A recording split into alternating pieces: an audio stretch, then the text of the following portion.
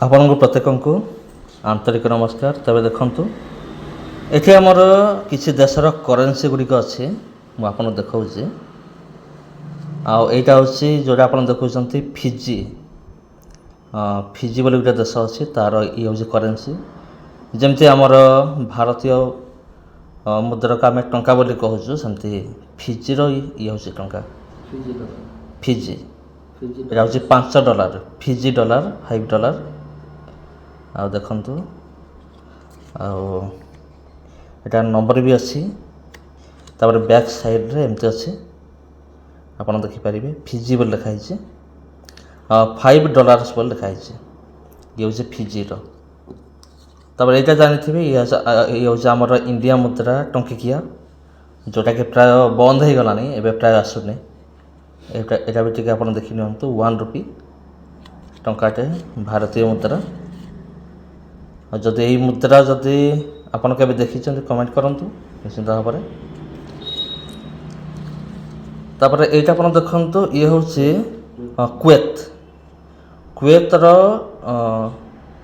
କୁଏତର currency. କୁଏତର one rupees ଆମର ଇଣ୍ଡିଆରେ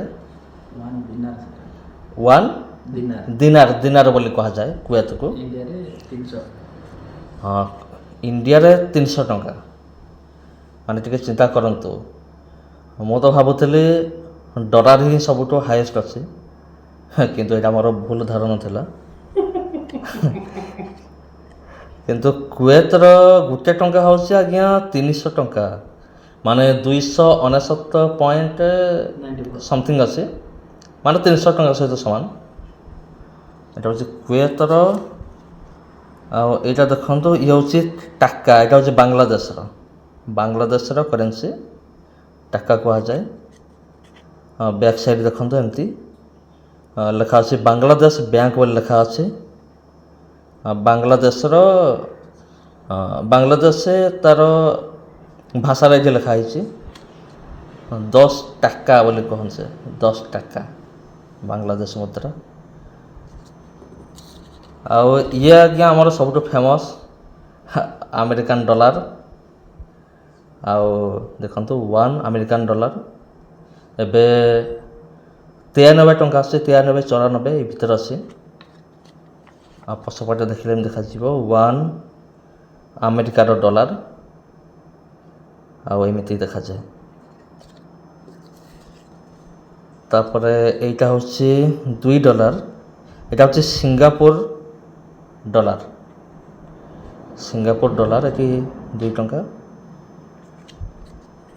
ଆଉ ବ୍ୟାକ୍ ସାଇଡ଼୍ରେ ଏମିତି ଦେଖିପାରିବେ, ଇଏ ହେଉଛି ସିଙ୍ଗାପୁରର।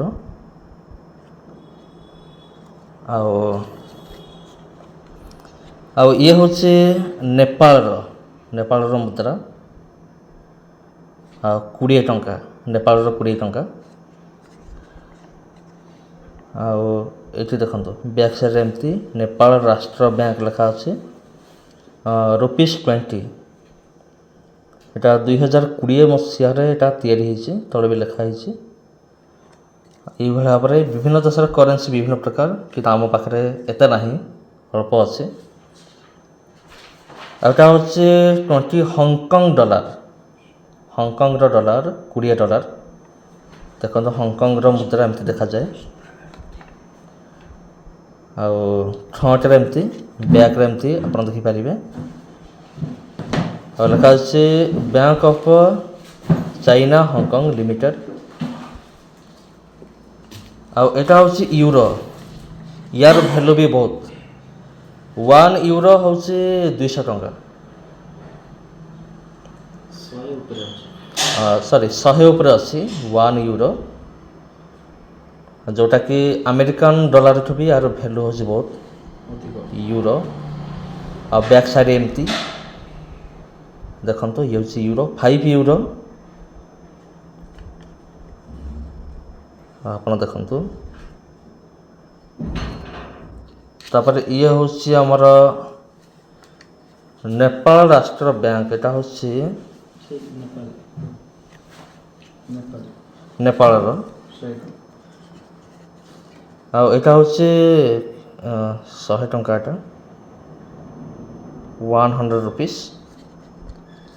फ्रंट एमती देखा नेपाल श्री नेपाल राष्ट्र बैंक नेपाल सरकार का जमानत प्राप्त ଆପଣ ପଢ଼ନ୍ତୁ 100 रुपया 100 टंका ଆଉ ଏଇଟା ହେଉଛି ବ୍ୟାକ୍ ସାଇଡ଼୍ ଦେଖିଲେ ଏମିତି ଆପଣ ଦେଖିପାରିବେ। ତେବେ ପ୍ରିୟ ବନ୍ଧୁ କ'ଣ ଆଉ ଇଏ ହେଉଛି ବିଭିନ୍ନ ଦେଶର କରେନ୍ସି ଗୁଡ଼ିକ ମୁଁ ଆପଣଙ୍କୁ ଦେଖେଇଲି। ଯଦି ଆଗକୁ ହୁଏ ତେବେ ଆଉ କିଛି ବିଷୟ ବି ଆପଣଙ୍କୁ ଦେଖେଇବି। ନମସ୍କାର ପ୍ରିୟ ବନ୍ଧୁଗଣ, ପୁଣି ଭେଟ ହେବା ଆଉ ଗୋଟେ ଭିଡ଼ିଓରେ। ନମସ୍କାର। ତେବେ ପ୍ରିୟ ବନ୍ଧୁଗଣ, ଆପଣ ଦେଖିଲେ ବିଭିନ୍ନ ଦେଶର ମୁଦ୍ରା ଗୁଡ଼ିକ ଆପଣ ଦେଖିଲେ। ଯଦି ଆମେ ଦେଖିବା ଆମର ସମଗ୍ର ପୃଥିବୀରେ ବିଶ୍ୱରେ 200 ପାଖାପାଖି ଦେଶ ଅଛି। ସବୁ ଦେଶର ମୁଦ୍ରା ଗୁଡ଼ିକ ଭିନ୍ନ ଭିନ୍ନ ଅଟେ। ଆଉ ମୁଁ ଆପଣଙ୍କୁ ଯାହା ବି କିଛି ଦେଖେଇଲି ତା ବହୁତ ଅଳ୍ପ ଥିଲା। ଅଳ୍ପ ଦେଶର ମାନେ ମୁଦ୍ରା ଗୁଡ଼ିକ କରେନ୍ସି ଗୁଡ଼ିକ ଆପଣମାନେ ଦେଖିବାକୁ ପାଇଲେ। ଯଦି ଏ ଭିଡ଼ିଓ ଆପଣଙ୍କୁ ପସନ୍ଦ ଆସିଥାଏ ଭିଡ଼ିଓକୁ ନିଶ୍ଚିନ୍ତ ଭାବରେ ସେୟାର କରନ୍ତୁ ପ୍ରିୟ ବନ୍ଧୁଗଣ।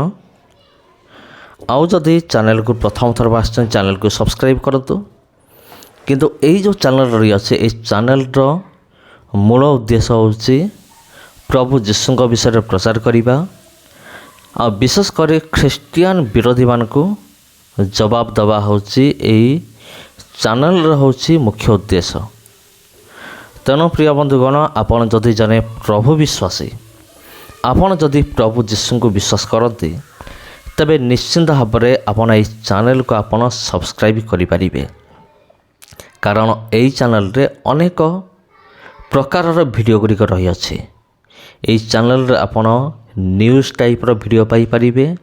ମୋର କହିବାର ଅର୍ଥ ହେଉଛି ଖ୍ରୀଷ୍ଟିଆନ ନ୍ୟୁଜ୍। ଖ୍ରୀଷ୍ଟିଆନମାନଙ୍କ ପ୍ରତି କେଉଁ ଜାଗାରେ କ'ଣ ତାଡ଼ନା ହେଉଛି, କ'ଣ ଅନ୍ୟାୟ ହେଉଛି ତାକୁ ଆମେ ଆମର ଚ୍ୟାନେଲ ମାଧ୍ୟମରେ ତାକୁ ଦେଖାଉଛୁ ଆଉ ବିରୋଧୀମାନଙ୍କୁ ଆମେ ପ୍ରତିରୋଧ କରୁ।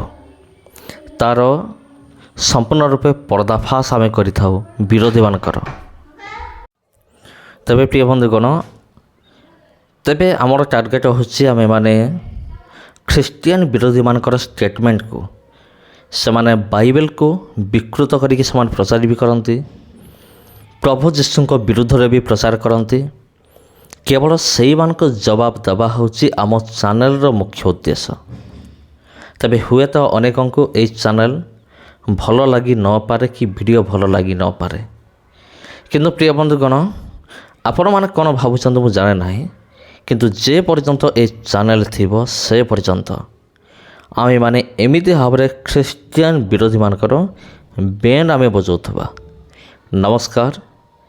ଭିଡ଼ିଓ ଭଲ ଲାଗିଥିଲେ ଭିଡ଼ିଓକୁ ସେୟାର କରନ୍ତୁ। ଯଦି ଚ୍ୟାନେଲକୁ ଆପଣ ପ୍ରଥମ ଥର ପାଇଁ ଆସିଛନ୍ତି ଚ୍ୟାନେଲକୁ ନିଶ୍ଚିତ ଭାବରେ ସବସ୍କ୍ରାଇବ୍ କରନ୍ତୁ। ସମସ୍ତଙ୍କୁ ନମସ୍କାର। ପୁଣି ଥରେ ଭେଟ ହେବା ଆପଣଙ୍କ ସହିତ ଆଉ ଗୋଟେ ଭିଡ଼ିଓରେ ଆଉ ଗୋଟେ ଅଧ୍ୟାୟରେ। ନମସ୍କାର।